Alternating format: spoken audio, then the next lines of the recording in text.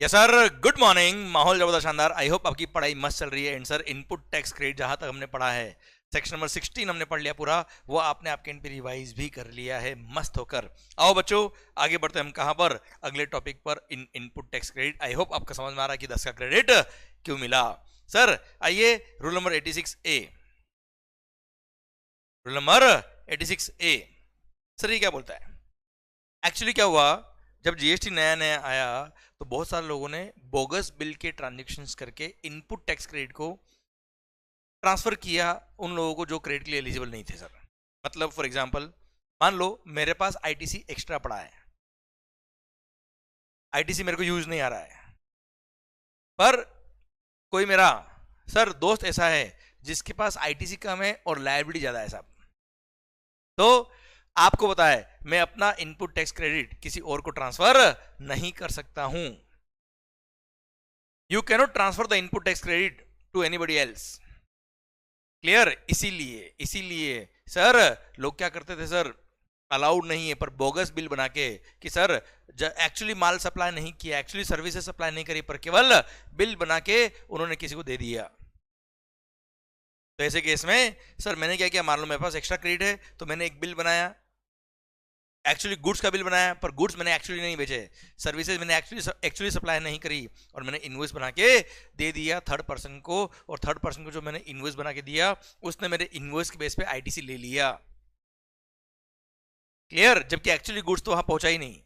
तो इस तरह की डमी कंपनीज बना के लोगों ने क्रेडिट लेने का बहुत सर, क्रेडिट पास ऑन करने का सर बहुत ही इलीगल काम किया। इसलिए रूल नंबर 86A और 86B हम पढ़ने वाले हैं, वो आए और इन्होंने इसको कंट्रोल करने की कोशिश करी। पहले 86A पढ़ते हैं। रूल नंबर 86A बोलता है क्या, कि अगर कमिश्नर या any other officer who is authorised by the commissioner but not below the rank of assistant commissioner, मतलब असिस्टेंट कमिश्नर या उसके अबव रैंक वाला ऑफिसर जो कमिश्नर नोटिफाई करेगा, अपॉइंट करेगा, ऑथराइज करेगा, उसके पास अगर रीजन टू बिलीव है, मतलब उसके पास सबूत है, कुछ एविडेंस है कि आपने सपोज भावेश भाई ने कोई आईटीसी लिया, कि भावेश ने जो आईटीसी लिया है वो गलत लिया है, फ्रॉडुलेंटली लिया है, तो सर उसके पास पावर है कि पहले तो वो रीजन बताएगा कि किस कारण से हमको लगता है कि आपने फ्रॉड किया है, और जो आईटीसी आपने फ्रॉडुलेंटली लिया है उसको वो ब्लॉक कर सकता है, उसको बोल देगा कि इतना अमाउंट आप इलेक्ट्रॉनिक क्रेडिट लेजर से यूज नहीं कर सकते या इसका कभी आप रिफंड नहीं ले सकते। क्लियर? और सर आपको नोटिस इश्यू कर देंगे अगर आपने सर उसका रिप्लाई दिया, जस्टिफाई कर दिया डिपार्टमेंट को कि नहीं एवरीथिंग इज फाइन, कोई फ्रॉडुलेंट एक्टिविटी नहीं थी, तो ऐसे केस में वो आपको छोड़ देंगे और आपका जो फंड उन्होंने रोक रखा था क्रेडिट लेजर के अंदर कि इसको यूज नहीं कर सकते, उसको अलाउ कर देंगे यूज करने के लिए। क्लियर? और डिपार्टमेंट को 1 साल का टाइम दिया है कि 1 साल के अंदर मैटर क्लोज करना है। अगर 1 साल के अंदर ये कार्रवाई पूरी नहीं हुई तो ऑटोमेटिक ये मैटर क्लोज हो जाएगा और 1 साल के बाद वो असेसिव उस अमाउंट को यूज कर पाएगा जो उसने क्रेडिट ली थी बेटा। हाँ है ना भाई? तो सर ये इस रूल नंबर 86A का मेन क्रक्स है। अब मैं आपको समझाता हूँ वापस से बेटा, क्या इसने सर डिपार्टमेंट को कब कब लगेगा कि आपने फ्रॉडुलेंट एक्टिविटी करी है सर, तो सर देखिए असिस्टेंट कमिश्नर या उसके अबव रैंक वाला ऑफिसर जो कमिश्नर एम्पावर करेगा, ऑथराइज करेगा, उसके पास अगर रीजन टू बिलीव है कि आपने जो आईटीसी लिया वो फ्रॉडुलेंटली लिया है, क्यों कि या तो आपने जो आईटीसी लिया वो ऐसे टैक्स इनवॉइस या डेबिट नोट या अदर डॉक्यूमेंट के बेस पे लिया है जो ऐसे किसी पर्सन ने इशू किया है who is found to be non existent। जिसने बिल इशू किया वो एक डमी कंपनी थी साहब, वो बिल इशू करके रवाना हो गया, भाग गया साहब, डमी कंपनी थी sir, he was found to be non existent, या फिर he is not conducting any business from the declared place of business। जो रजिस्ट्रेशन सर्टिफिकेट में उसने प्लेस ऑफ बिजनेस डिक्लेयर किया है वहां से वो कोई बिजनेस करता ही नहीं साहब। क्लियर? या फिर सर आपने जो गुड्स और सर्विसेज जिसका क्रेडिट लिया वो गुड्स सर्विस रिसीव ही नहीं हुई आपको और आपने क्रेडिट ले लिया साहब बोगस बिल के बेस पे। क्लियर? सर मतलब उस ऑफिसर को क्या लगता है बेटा, फर्स्ट जिस डेबिट नोट या टैक्स इनवॉइस या अदर डॉक्यूमेंट के बेस पे आप क्रेडिट ले रहे हो सर वो डॉक्यूमेंट ऐसे किसी आदमी ने इशू किया है जो who was found to be non existent या he is not conducting any business from the declared place of business. Second sir वो गुड्स और सर्विस बहुत आपको रिसीव ही नहीं हुई थी। क्लियर? या फिर जो टैक्स उस बिल पे चार्ज किया हुआ है वो टैक्स गवर्नमेंट को पे ही नहीं हुआ। या फिर सर जिसने क्रेडिट लिया है वो रेसिपिएंट यूनिट वो खुद एक डमी यूनिट थी सर, जिसने पहले बात करी थी क्या, जिसने बिल इशू किया वो डमी यूनिट थी, he was found to be non existent. Now recipient unit is sir not registered under GA, वो it was not found to be in existence. Clear मालिक? तो ऐसे केस में सर वो बोल देगा कि ये क्रेडिट आप यूज नहीं कर सकते, या फिर जिसने क्रेडिट लिया है he was found to be not conducting any business from the declared place of business, है ना भाई, सर वो कोई बिजनेस नहीं कर रहा है from the declared place of business in the registration certificate. तो रजिस्ट्रेशन सर्टिफिकेट में जो आपने प्लेस ऑफ बिजनेस दिखाया वहां से आप कोई काम ही नहीं कर रहे हो। जिसने क्रेडिट लिया वो आदमी, पहले था क्या जिसने बिल दिया वो आदमी बेटा। ओके, देन लास्ट है क्या, सर आपने क्रेडिट तो ली पर आपके पास टैक्स पेइंग डॉक्यूमेंट ही नहीं है, टैक्स इनवॉइस आपके पास नहीं है, सर डेबिट नोट या अदर प्रिस्क्राइब डॉक्यूमेंट जो आपके पास होना चाहिए वो है ही नहीं, विदाउट बिल आप क्रेडिट ले रहे हो बेटा। तो ऐसे केस में सर उस ऑफिसर के पास पावर है कि वो आपको बोल देगा क्या, इतना अमाउंट, सपोज 1 करोड़ का आपने क्रेडिट गलत ले रखा है, तो सर 1 करोड़ का अमाउंट आपको सर बोल देंगे क्या आप इतना क्रेडिट यूज नहीं कर सकते, या 1 करोड़ का जो अमाउंट है इसका आप कभी भी जीवन में रिफंड नहीं ले पाएंगे। सर आप अब इसका रिप्लाई देंगे नोटिस का। अगर आपने ऑफिसर को सेटिस्फाई कर दिया कि एवरीथिंग इज फाइन, तो ऐसे केस में सर वो अलाउ कर देगा कि सर ठीक है आपने इलेक्ट्रॉनिक क्रेडिट लेजर को इस आईटीसी को यूज कर सकते हो सर, पर डिपार्टमेंट को ये कार्रवाई 1 साल के अंदर अंदर पूरी करनी पड़ेगी। अगर 1 ईयर के अंदर अंदर उन्होंने इसका मैटर को पूरा क्लोज नहीं किया तो ऑटोमेटिक सर ये रेस्ट्रिक्शन एसएससी से हट जाएगी और SSC will be eligible to claim the credit और उसको वो यूज कर पाएगा बेटा। क्लियर, ये रूल नंबर 86A था। कुल मिला के डमी यूनिट्स बोगस बिल के बेस पे आपने अगर आईटीसी लिया है तो, या जिसने बिल इशू किया उसने टैक्स गवर्नमेंट को पे ही नहीं किया, या आपके पास बिल ही नहीं है, जिसने क्रेडिट लिया वो खुद ही डमी यूनिट है बेटा। क्लियर, इन सारे केसेस में वो उतने अमाउंट के लिए बोल देंगे कि इतना अमाउंट आप क्रेडिट यूज नहीं कर सकते। Okay done. सरकार आइए रूल नंबर 86B की तरफ बढ़ते बेटा। रूल नंबर 86B बोलता है कि अगर किसी एसएससी का किसी पर्टिकुलर मंथ का टर्नओवर, टैक्सेबल सप्लाई का turnover, taxable goods taxable service का turnover is exceeding ₹50 lakh, 50 lakh किसी पर्टिकुलर मंथ का, तो ही ये रूल नंबर 86B अप्लाई होगा। अच्छा, ये 50 लाख का टर्नओवर एक्सीड करना चाहिए बेटा, मिनिमम 50 लाख ₹1 होना चाहिए बेटा। Okay sir, it should be exceeding 50 lakh, minimum 50 lakh ₹1 होना चाहिए बेटा, है ना। सर मिनिमम टर्नओवर अगर आपका किसी पर्टिकुलर मंथ का ये टर्नओवर है तो सर उस मंथ के लिए रेस्ट्रिक्शन लग जाएगी कि जब आप आपकी आउटपुट टैक्स लायबिलिटी की पेमेंट करेंगे तब उसका पेमेंट करते वक्त आप आईटीसी भी यूज करते हो और कैश लेजर भी यूज करते हो बेटा। तो मैक्सिमम जो आपकी लायबिलिटी है उसको पे करने के लिए मैक्सिमम 99% लायबिलिटी आप पे कर सकते हो थ्रू क्रेडिट लेजर, मतलब मिनिमम 1% तो कैश लेजर के थ्रू आपको टैक्स पे करना ही पड़ेगा। Minimum 1% is required to be paid through cash ledger. अगर आपका किसी पर्टिकुलर मंथ का turnover was more than 50 lakh तो उस महीने में ये रेस्ट्रिक्शन लग जाएगी आप पे बेटा। हाँ, ये 50 लाख का जो टर्नओवर एक्सीडिंग 50 लाख जो आपको देखना है, ये केवल टैक्सेबल गुड्स और टैक्सेबल सर्विसेज का टर्नओवर देखना है।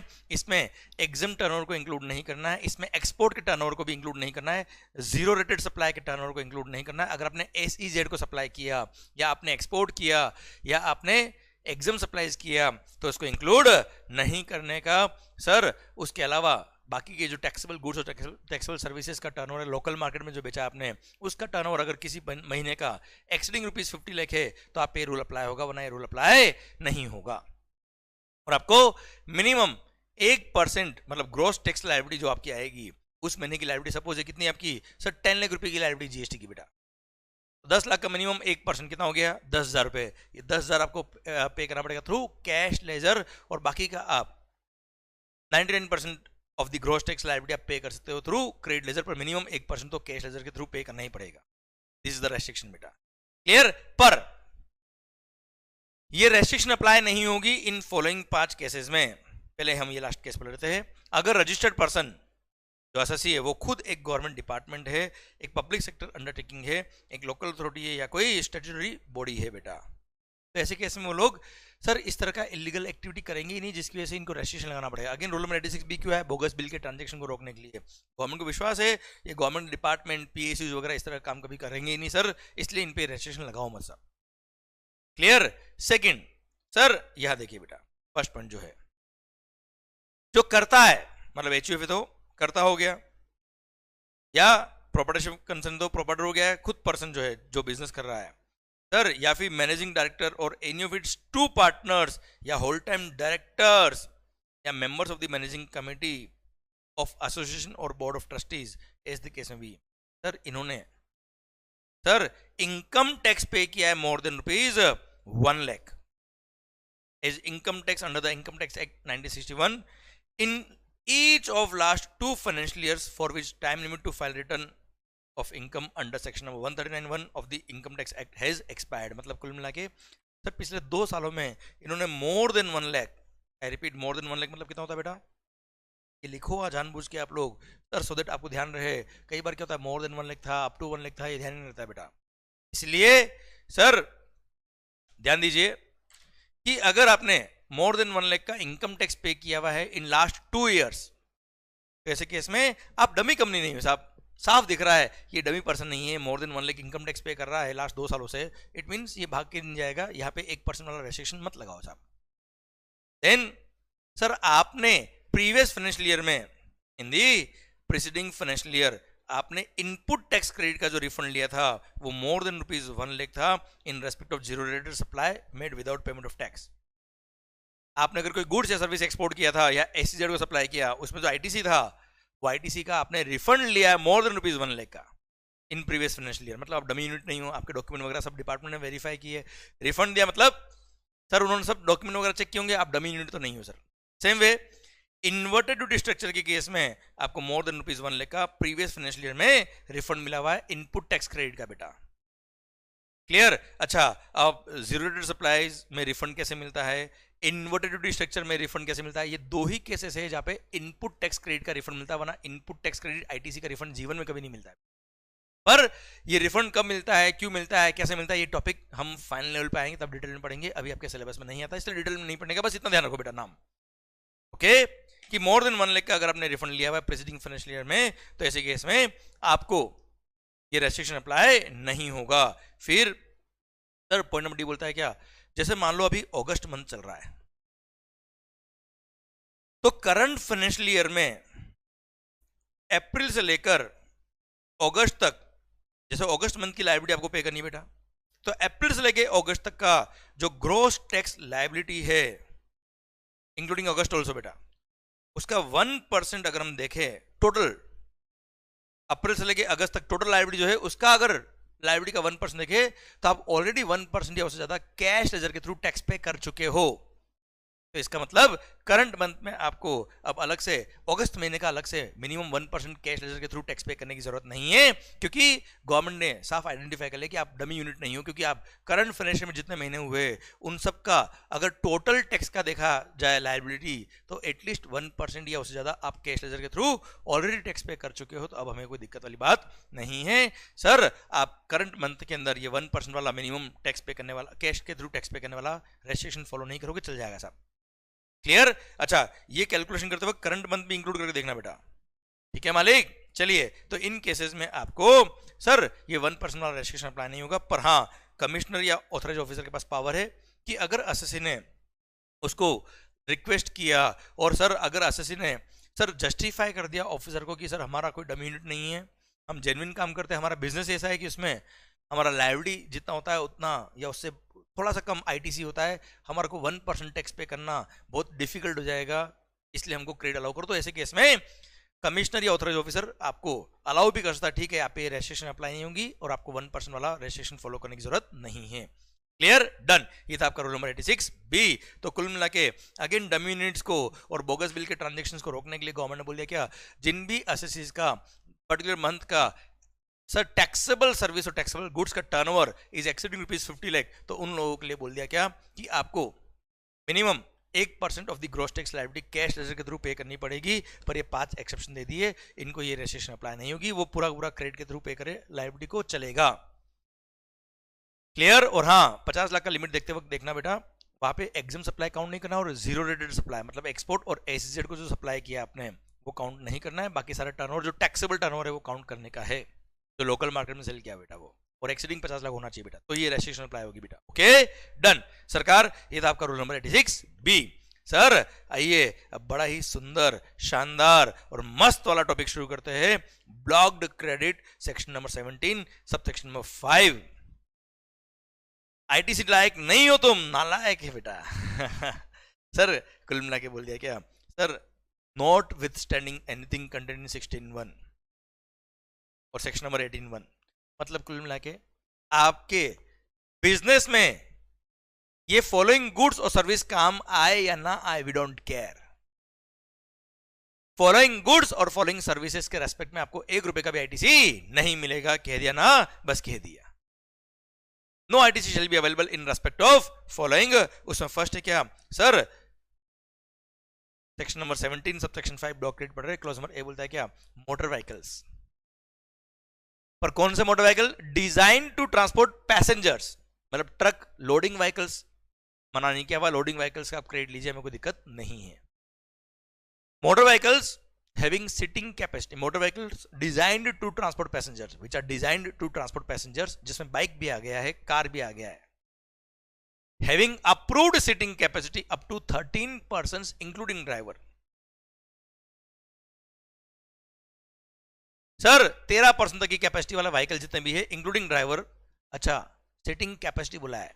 अब कोई कार है मारुति 800, अल्टो 800, 4 सीटर कार है बेटा, उसमें 20 लोग बैठ जाए सर, इसका मतलब ये नहीं कि उसको बस बोल देंगे। That is still a motor vehicle designed to transport passengers having approved sitting capacity up to 4 passenger ही तो है बेटा। क्लियर, सिंस वो 13 पैसेंजर तक की कैपेसिटी वाला व्हीकल है, क्रेडिट नहीं मिलेगा। बाइक भी ध्यान रखना बेटा, बहुत सारे बच्चे कंफ्यूज होते हैं, बाइक भी मोटर व्हीकल के स्कोप में आता है। ओके एंड सर, बाइक को भले आप ट्रांसपोर्ट ऑफ गुड्स के लिए यूज कर रहे हो, जैसे कुरियर वाले यूज करते हैं, क्रेडिट नहीं मिलता है।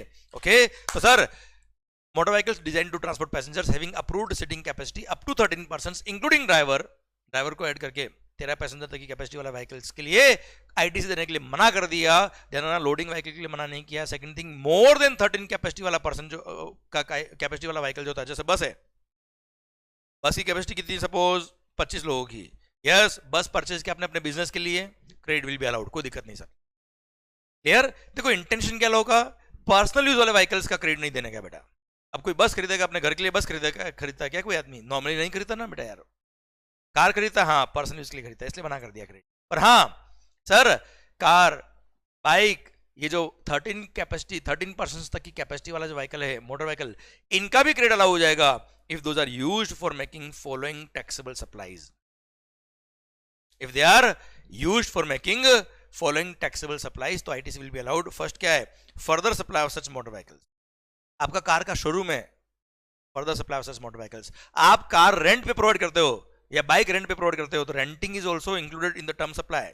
आपने पढ़ा ना सप्लाई का definition, supply includes sir sale, exchange, barter, transfer, lease, rental, अरे हाँ है ना बेटा, ये सब कुछ आता है। तो रेंटिंग मोटर व्हीकल कर रहे हो मतलब फर्दर सप्लाई मोटर व्हीकल कर रहे हो, yes ITC will be allowed. Car का शोरूम है, बाइक का शोरूम है, credit will be allowed.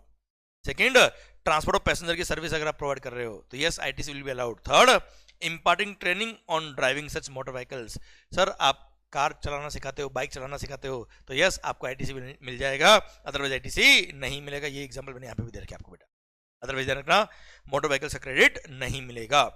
Clear, पक्का बच्चों, डन। और ध्यान रखना बेटा, मोटर व्हीकल की डेफिनेशन में, मोटर व्हीकल डेफिनेशन दे रही है कहां पर, मोटर व्हीकल एक्ट में बेटा। और मोटर व्हीकल एक्ट में बोला हुआ है क्या सर, अगर सर मोटर व्हीकल, ध्यान रखना, motor vehicle does not include a vehicle having less than 4 wheels fitted with engine capacity of not exceeding 25 CC, मतलब 25 सीसी या उससे कम का इंजन कैपेसिटी है तो वो मोटर व्हीकल के स्कोप में नहीं आता बेटा। ओके सर, वैसे देखा जाए प्रैक्टिकली जितने भी बाइक होते हैं, जितने भी एक्टिवाज होती है, स्कूटी होती है, वो सब 25 सीसी से अबोव होती है, वो सब मोटर व्हीकल के स्कोप में आता है। पर कभी क्वेश्चन अगर आपको बोल दे स्पेसिफिकली कि ऐसा मोटर व्हीकल है जिसका engine capacity is up to 25 CC, तो ध्यान रखना वो मोटर व्हीकल के स्कोप में नहीं आएगा, वो मोटर व्हीकल के स्कोप में नहीं आएगा। तो 17(5)A में कवर नहीं होगा, क्योंकि 17(5)A में क्या कवर है, मोटर व्हीकल्स। क्लियर, तो ऐसे केस में अगर 25 सीसी या उससे कम का कोई व्हीकल है, 2 व्हीलर मान लो, तो ऐसे केस में उसका आईटीसी मिल जाएगा, वो रेस्ट्रिक्टेड क्रेडिट में नहीं आएगा, ब्लॉक क्रेडिट में नहीं आएगा। Clear, done. चलिए अब आपको समराइज करने के लिए बड़ा सुंदर सा चार्ट भी दे रखा है। ITC motor vehicle design for transport of goods, ITC allowed. Design for transport of passengers with setting capacity more than 13 persons including driver, ITC allowed. Up to 13 capacity persons including driver, ITC not allowed. पर following taxable supply के लिए तो ITC मिल जाएगा। Further supply of such motor vehicle, transport of passenger की service और training of driving, clear? तो ITC मिल जाता है, वरना आईटीसी नहीं मिलेगा। इतना सर ध्यान रखना, हर एक चीज का एनालिसिस विद एग्जांपल मैंने आपको दे रखा है आपकी समरी बुक के अंदर, बहुत सुंदर बुक है बेटा। क्लियर? Everything is covered. आइए बच्चों, सर अब बात करते हैं क्या, analysis of vessels and aircrafts. तो sir section number 17 subsection 5 clause number AA बोलता है क्या सर, सेकंड पॉइंट कि किस किस का आईटीसी नहीं मिलता है। सर वेसल या एयरक्राफ्ट वगैरह आपने परचेज किया, भले बिजनेस के लिए परचेज किया, no ITC will be allowed. जैसे रिलायंस में मुकेश अंबानी जी ने अपने लिए सर चार्टर्ड प्लेन परचेज किया, भले बिजनेस में काम आ रहा, क्रेडिट नहीं मिलेगा। सर उन्होंने कोई सर बोट परचेज के लिए वेसल, क्रेडिट नहीं मिलेगा एक्सेप्ट, अब सुनना बेटा, अगर कोई भी वेसल या एयरक्राफ्ट परचेज किया, no ITC will be allowed except when they are used for transport of goods. अगर ट्रांसपोर्टेशन ऑफ गुड्स के लिए परचेज किया तो credit will be allowed. Clear?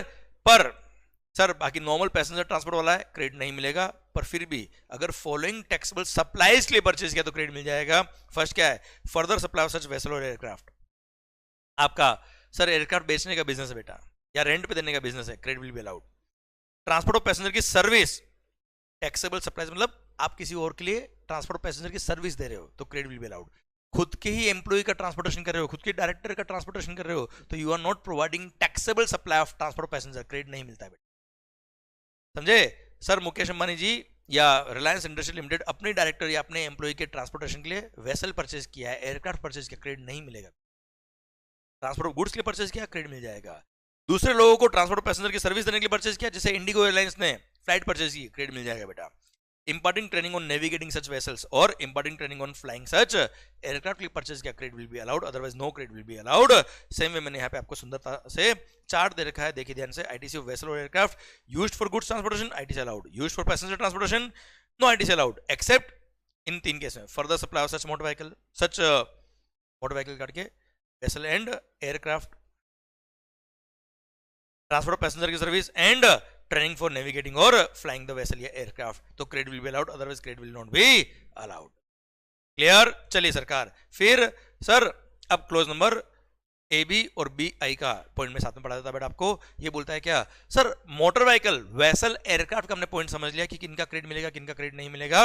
अब सर सपोज आप खुद बताइए, अगर मोटर व्हीकल का क्रेडिट नहीं मिलता है, उस मोटर व्हीकल का आपने सर्विसिंग कराया तो क्या क्रेडिट मिलना चाहिए सर्विस चार्ज पे? उस मोटर व्हीकल का आपने इंश्योरेंस कराया, उस प्रीमियम पे जीएसटी पे किया, क्या क्रेडिट मिलना चाहिए बेटा उसके लिए? Answer is no. पर हां, जिनके लिए motor vehicle vessel aircraft allowed है टू क्लेम द आईटीसी, जैसे बस परचेज किया तो बस का क्रेडिट मिलता है बेटा, तो बस का इंश्योरेंस कराया, उसके प्रीमियम पे जीएसटी पे किया, बस की सर्विसिंग कराई, उसके सर्विस चार्ज पे जीएसटी पे किया, उनका भी क्रेडिट मिल जाएगा बेटा। वही पॉइंट यहां पे बोला है बेटा। क्लियर? कि सर अगर आपने, मैं तुम्हें समझाता हूं फिर चार्ट देखते बेटा हम। सर अगर आपने वेसल एयरक्राफ्ट या मोटर व्हीकल्स जो क्लोज नंबर ए और AA में कवर है, जिनका आपको क्रेडिट नहीं मिलता है, उसका अगर आपने सर्विसिंग रिपेयर मेंटेनेंस सर्विस लिया या जनरल इंश्योरेंस सर्विस लिया, या आपने उन्हीं मोटर व्हीकल वेसल एयरक्राफ्ट को आपने रेंट पे लिया, लीज पे लिया, लाइसेंस पे लिया, इनका किसी का भी क्रेडिट नहीं मिलेगा except if you are eligible to claim the ITC of vessel aircraft या मोटर व्हीकल। जिन मोटर व्हीकल वेसल एयरक्राफ्ट का क्रेडिट में आपको मिलता है, वो वेसल मोटर व्हीकल या एयरक्राफ्ट का आपने रिपेयरिंग कराया, सर्विसिंग मेंटेनेंस कराया, सर सर्विसिंग का बिल आया, इंश्योरेंस कराया, उसका प्रीमियम का बिल आया, इन पे जीएसटी लग के आया, या आपने इन्हीं मोटर व्हीकल वेसल एयरक्राफ्ट को रेंट पे लिया, लीज पे लिया, लाइसेंस पे लिया, इन पे जो जीएसटी पे किया चार्जेस पर, उनका क्रेडिट मिल जाएगा अगर आपको मोटर व्हीकल वेसल एयरक्राफ्ट का क्रेडिट मिलता है तो बेटा। क्लियर?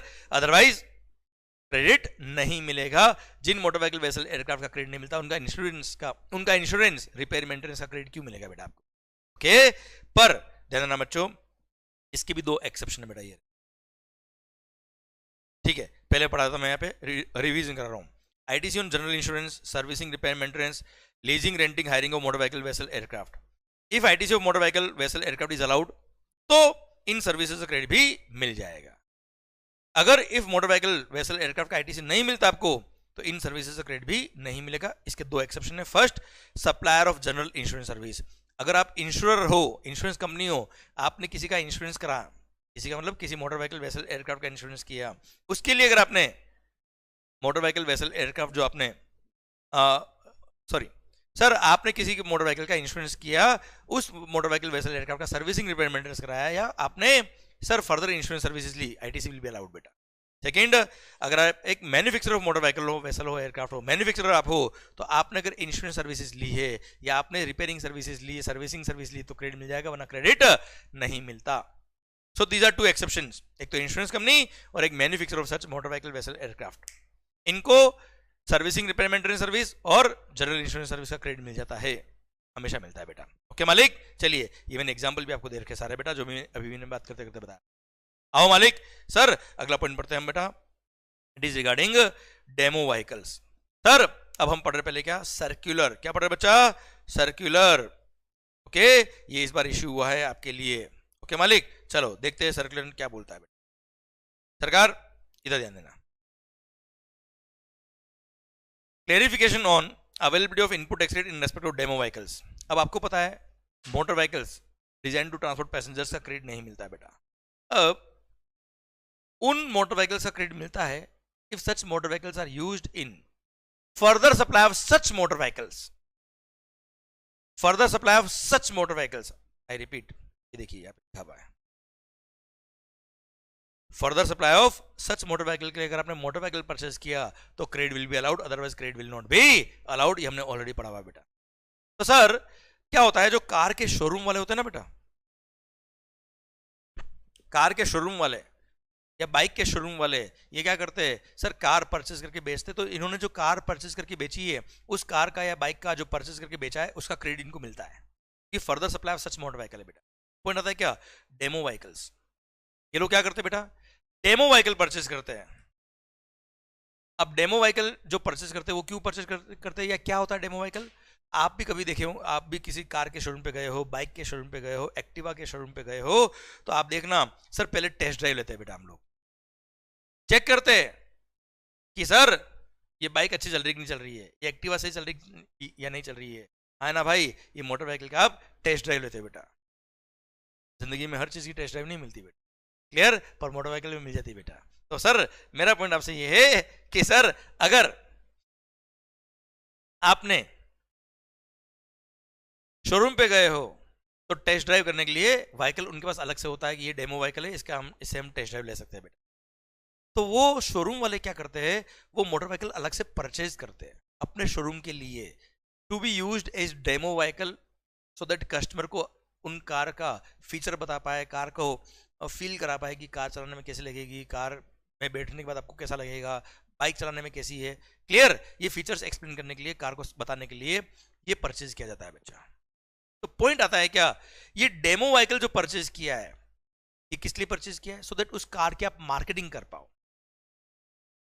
क्लियर, तो वो डेमो व्हीकल तो आप बेच नहीं रहे हो भी, आप डेमो व्हीकल आपने बेचने के लिए नहीं खरीदा, आपने लोगों को बताने के लिए खरीदा है। तो क्वेश्चन आया क्या, ये डेमो व्हीकल के परचेज पे जो जीएसटी पे किया है उसका आईटीसी उस शोरूम वाले को मिलेगा कि नहीं मिलेगा, this is the question.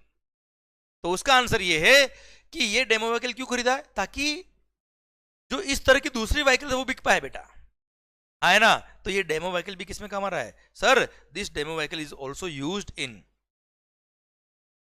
Further supply of such motor vehicle, ताकि इस तरह के जो मोटर व्हीकल है वो बिक पाए। क्लियर, यहां पे ये नहीं लिखा है further supply of said motor vehicles, ये लिखा होता further supply of said motor vehicle, मतलब जो मोटर व्हीकल परचेज किया उसी को अगर बेचने के लिए खरीदा है तो क्रेडिट मिलेगा, ऐसा नहीं लिखा बेटा।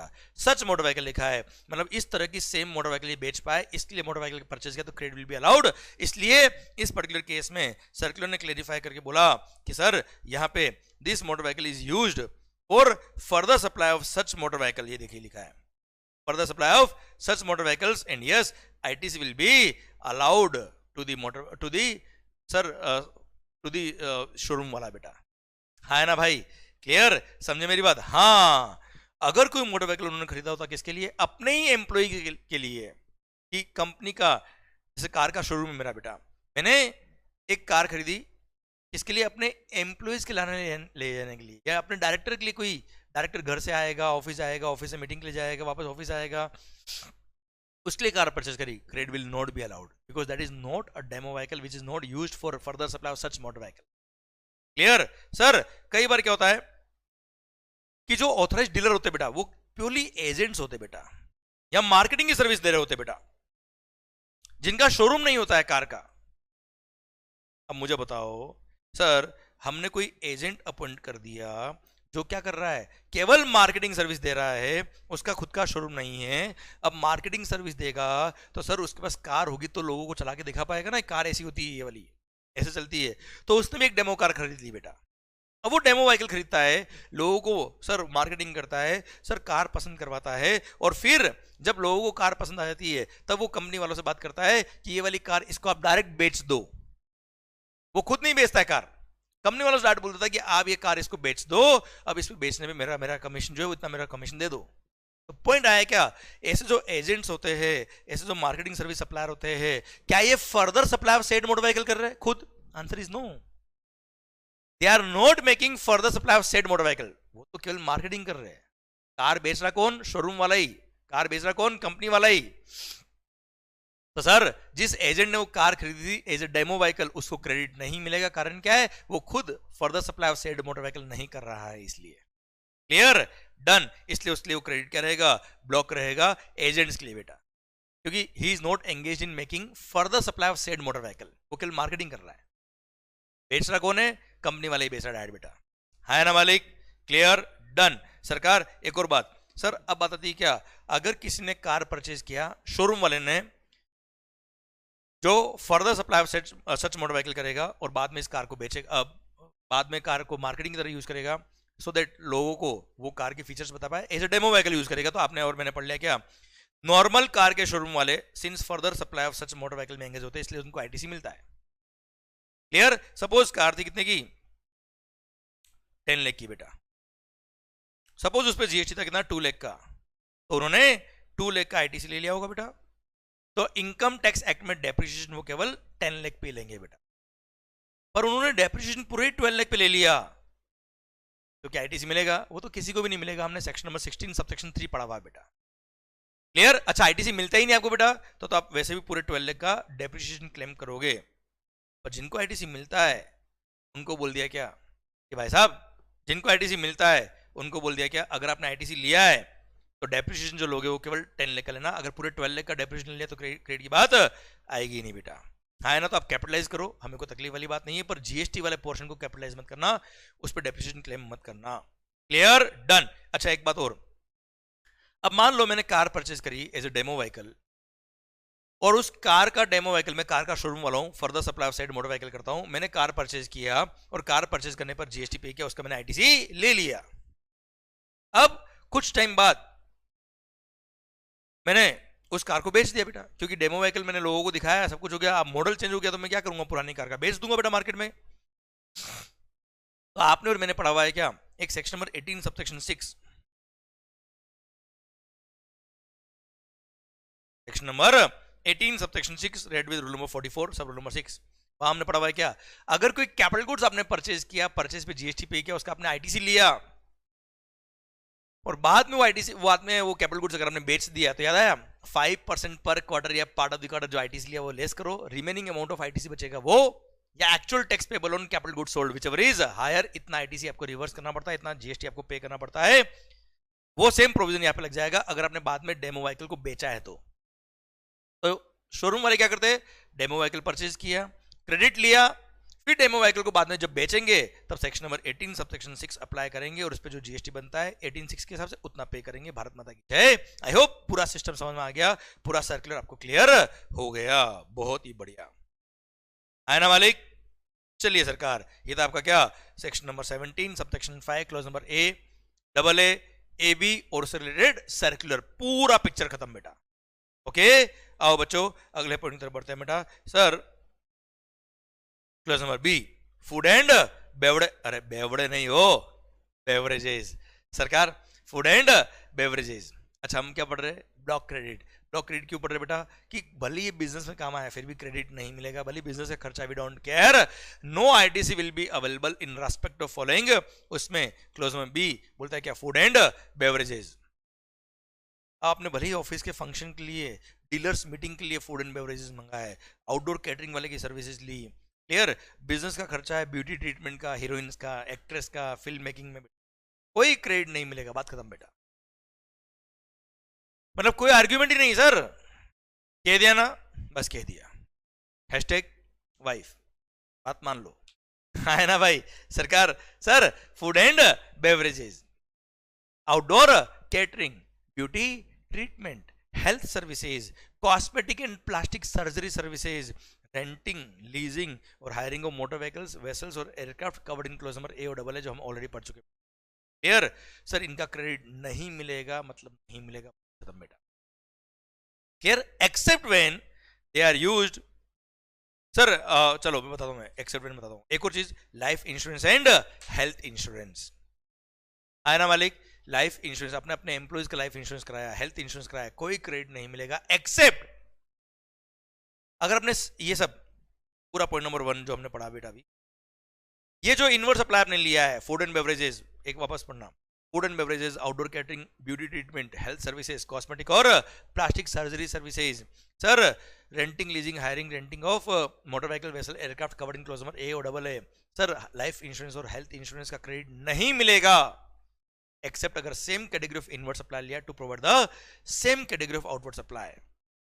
मतलब जो आपने इनवर्ट सप्लाई लिया है वही आपका आउटवर्ड सप्लाई, जैसे फूड एंड बेवरेज परचेज किए और फूड और बेवरेज बेच रहे हो बेटा, कैटरिंग सर्विसेज आपने किसी से लिए और आप किसी और को कैटरिंग सर्विस दे रहे हो, तो यस आईटीसी मिल जाएगा बेटा आपको, है ना मालिक, अदरवाइज आईटीसी नहीं मिलेगा। क्लियर, समझे मेरी बात। और हाँ सर एक और बोल दिया क्या, सर आपने same category of inward supply लिया to provide the same category of outward supply और as a component of mix supply और कंपोजिट सप्लाई। मतलब अगर आप जैसे आउटडोर कैटरिंग की सर्विस दे रहे हो, उसके लिए फूड परचेज किया सर, तो फूड क्या है, it is a part of composite supply of catering service, trade will be allowed बेटा, है ना मालिक। सरकार same category of inward supply लिया to provide the same category of outward supply और as a component of composite supply और mix supply, then ITC will be allowed. Clear. फिर membership of a club, health and fitness centre, आपने अपने employees के लिए membership purchase किया किसी club का, क्रेडिट नहीं मिलेगा। Travel benefit extended to employees on vacation such as home travel concession, leave travel concession, no credit will be allowed. बात खत्म। ये क्लोज नंबर बी में 3 पॉइंट कवर है, 1 2 का 3। पर इन तीनों का एक कॉमन एक्सेप्शन और है कि अगर किसी लॉ ने ऑब्लिगेटरी किया हुआ है, किसी कानून ने ऑब्लिगेटरी किया हुआ है अपने किसी एम्प्लॉयर को कि आपको अपने एम्प्लॉयज को ये सर्विसेज प्रोवाइड करनी ही पड़ेगी, ये फैसिलिटीज प्रोवाइड करानी ही पड़ेगी, उसकी वजह से, उस लॉ के ऑब्लिगेशन की वजह से अगर उसने ये इनमें से कुछ भी इनवर्ट सप्लाई अगर लिया है, क्लियर, तो ITC will be allowed. Example देता बेटा मैं, मान लो मेरी फैक्ट्री है, माइनिंग का काम है साहब, और माइनिंग में जिंदगी का रिस्क होता है, उसकी वजह से सर लॉ ने ऑब्लिगेटरी कर दिया कि आपको अपने एम्प्लॉयज का हेल्थ इंश्योरेंस भी कराना पड़ेगा, लाइफ इंश्योरेंस भी कराना पड़ेगा, कभी कुछ हो गया तो उनके फैमिली वालों को सपोर्ट मिल जाए। और उस लॉ के ऑब्लिगेशन की वजह से मैंने उन एम्प्लॉयज का लाइफ इंश्योरेंस कराया, हेल्थ इंश्योरेंस कराया, credit will be allowed. Sir किसी लॉ ने बोल दिया कि आपको अपने फैक्ट्री के अंदर लंच प्रोवाइड करना पड़ेगा सारे मजदूरों के लिए, तो सर उसके लिए जो मैंने खर्चा किया है, फूड एंड बेवरेज परचेज किए, कैटरिंग वाले को अपॉइंट किया, yes ITC will be allowed, otherwise no ITC will be allowed. Clear मालिक, पक्का, बहुत बढ़िया। तो सर ये क्या क्लोज नंबर बी, और सर किसी लॉ ने ऑब्लिगेटरी किया तो क्रेडिट मिल जाएगा वरना क्रेडिट नहीं मिलेगा। हाँ सर जैसे क्वेश्चन अब ध्यान देना बेटा, गलती क्या करते बच्चे, लाइफ इंश्योरेंस और हेल्थ इंश्योरेंस का प्रीमियम पे किया किसी कंपनी ने, उस पर जीएसटी पे किया, ये किसी क्वेश्चन में एक पॉइंट दे रखा है, बताओ क्रेडिट मिलेगा कि नहीं मिलेगा, तो जरूर वो टेबल जब क्वेश्चन का खत्म होता है उसके लास्ट में एक पैराग्राफ दिया होता है, वहां पढ़ लेना कि क्या ये लिखा है कि किसी लॉ ने या किसी स्टैट्यूटरी ऑब्लिगेशन की वजह से, कोई स्टैट्यूटरी ऑब्लिगेशन की वजह से, किसी लॉ के ऑब्लिगेशन की वजह से उसने ये सर्विसेज परचेस करी, या उसने ऐसा कोई इंफॉर्मेशन नहीं दिया। अगर कोई इंफॉर्मेशन नहीं दिया तो समझ लेना वो नॉर्मल लाइफ इंश्योरेंस और हेल्थ इंश्योरेंस था, उसके प्रीमियम पे जीएसटी पे किया, no credit will be allowed. पर किसी लॉ ने ऑब्लिगेटरी किया है और उसकी वजह से अगर आपने लाइफ इंश्योरेंस और हेल्थ इंश्योरेंस कराया है, उसके लिए प्रीमियम पे किया, तो जीएसटी का क्रेडिट मिल जाता है। इसलिए क्वेश्चन अगर दे रखा है क्या, premium paid for life insurance and health insurance, by default credit नहीं मिलता है। पर क्वेश्चन के नीचे जो पैराग्राफ दे रखा है वहां जरूर नोट पढ़ लेना, कहीं नोट तो नहीं दे रखा है कि ये किसी लॉ ने ऑब्लिगेटरी किया था इसलिए सर्विसेज ली थी। अगर नोट दिया है तो credit will be allowed, note नहीं दिया है इट मींस नॉर्मल इंश्योरेंस कराया, क्रेडिट नहीं मिलेगा। Clear, good. सरकार ये जो एग्जांपल मैंने आपको दिए वो सब एग्जांपल यहाँ पे भी आपको दे रखे हैं। क्लियर। अब आइए सर यहाँ पे मैंने एक सर्कुलर दे रखा है बेटा आपको कि ऊपर जो लीजिंग की बात करी है ये वाला, कि लीजिंग, रेंटिंग और hiring of motor vehicle vessel aircraft, तो ये leasing of motor vehicle vessel aircraft की बात कर रहा है। आपने कोई मशीन लीज पे ली है बिजनेस के लिए, क्रेडिट विल बी अलाउड। ये सर्कुलर था, कोई खास बात नहीं बेटा। Circular, it is clarified that leasing refer to in section number 17(5)(b)(1) refers to leasing of motor vehicles, vessels, aircraft only and not to any other item। किसी और goods का अगर आपने लीज पे लिया, रेंट पे लिया, तो credit will be allowed. Clear मालिक? पक्का? डन। हाँ जी सर। ओके, भावेश भाई ने बोला है कौन सा पॉइंट? ओके सर, ध्यान बेटा, ये क्लोज में बी जो हमने पढ़ा, सर ये खुद देखिए आप, फूड एंड बेवरेजेस। अब मुझे बताओ आप सिंपल ही, आप अपनी गर्लफ्रेंड के साथ कहीं डिनर पे गए बेटा, अब उसका बिल था, क्या उस बिल पे जीएसटी लगा था? क्या credit will be allowed in the business? आप तो बोल दो कि हम तो क्लाइंट के साथ मीटिंग में थे सर, हर आदमी ये बोल देगा बेटा। क्लियर? कौन सा क्लाइंट, कौन सा क्या है ना भाई, घर पे पता पड़ेगा, अलग मारेंगे।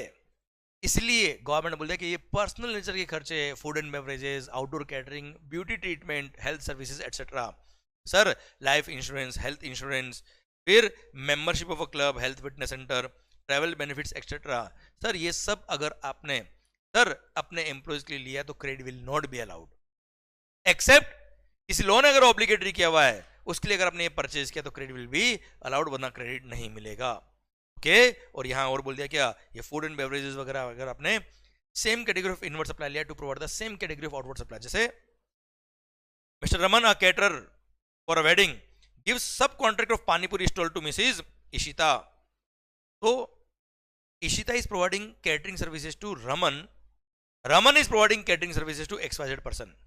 तो आउटडोर कैटरिंग सर्विस देने के लिए आउटडोर कैटरिंग सर्विस ली है, credit will be allowed, otherwise credit नहीं मिलेगा। समझे? या किसी लोन ने ऑब्लिगेटरी किया तो क्रेडिट मिल जाएगा, वरना क्रेडिट नहीं मिलेगा। क्या मालिक? भावेश भाई, चलिए सरकार। ओके चिराग भाई, डेबिट नोट क्रेडिट नोट में के बारे में जब टॉपिक आएगा तब और बात करेंगे बेटा हम लोग। और हाँ, अरे वाह, देवेंद्र भाई का आज बर्थडे है सर, एक बार सब लोग happy birthday to you, happy birthday to you, and Devendra भाई may God bless you with all the happiness, all the success which you and your family, your parents want. All the best बेटा, ऐसे ही मस्त होके पढ़े, ऐसे ही खुश होके अपनी खुशियां सबके साथ शेयर करे, और ऐसे ही सबसे आशीर्वाद लेते रहे और आगे बढ़ते रहे। और सब लोग जो भी लेक्चर देख रहे हैं सबके लिए सर आपका जो रेस्पेक्टिव बर्थडे आता है, सर सबको मेरी तरफ से बहुत बहुत शुभकामनाएं, बहुत बहुत विशेष।